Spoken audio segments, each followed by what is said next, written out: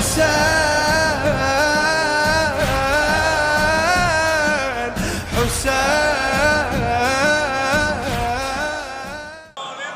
وہ جو نشہ چڑھے گا اسے اثر وضعی کہتے ہیں علماء کرام. جی اس کے اثرات ہیں، اس کے نتائج ہیں جو انسان کے بدن پر ہیں. اور اس وقت مملکت کے اندر جو مسائل ہیں ان میں سے ایک بڑا مسئلہ حرام خوری کا ہے. بھائی آپ کیوں پریشان ہو رہے ہیں؟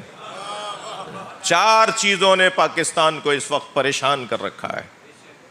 سب سے پہلا مسئلہ نااہلی کا مسئلہ. بھائی آپ کے حقوق کی بات کر رہا ہوں. سب سے پہلا مسئلہ نااہلی کا مسئلہ ہے.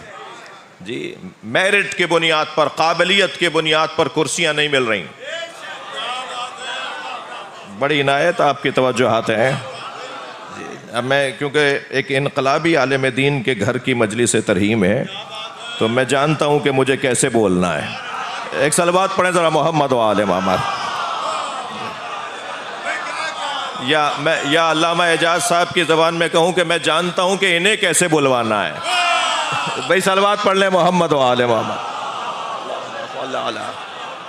نعرہ حیدری.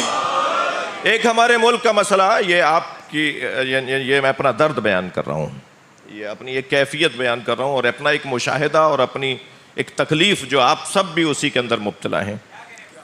نااہلی اس ملک کو نقصان پہنچا رہی ہے. پرچیوں کی بنیاد پر لگنے والے افسران،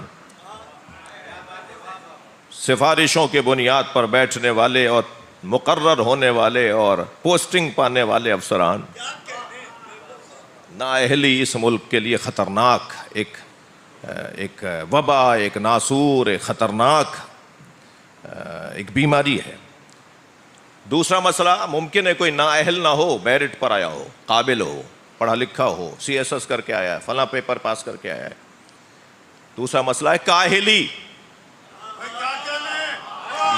یہ اہل ہے مگر سست ہے، کاہل ہے، کام نہیں کر رہا، وطن کی خدمت نہیں کر رہا، مملکت کے کام نہیں آ رہا.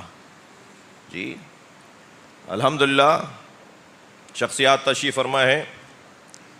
ابھی پچھلے دنوں جناب تاج حیدر صاحب کی مجلس سوئم میں ایسے ہی بالکل مولانا کی جگہ پر CM سندھ بیٹھے ہوئے تھے تو میں نے اس مجلس میں بھی ایک جملہ کہا تھا کہ حرام صرف رشوت کھانے کو نہیں کہتے.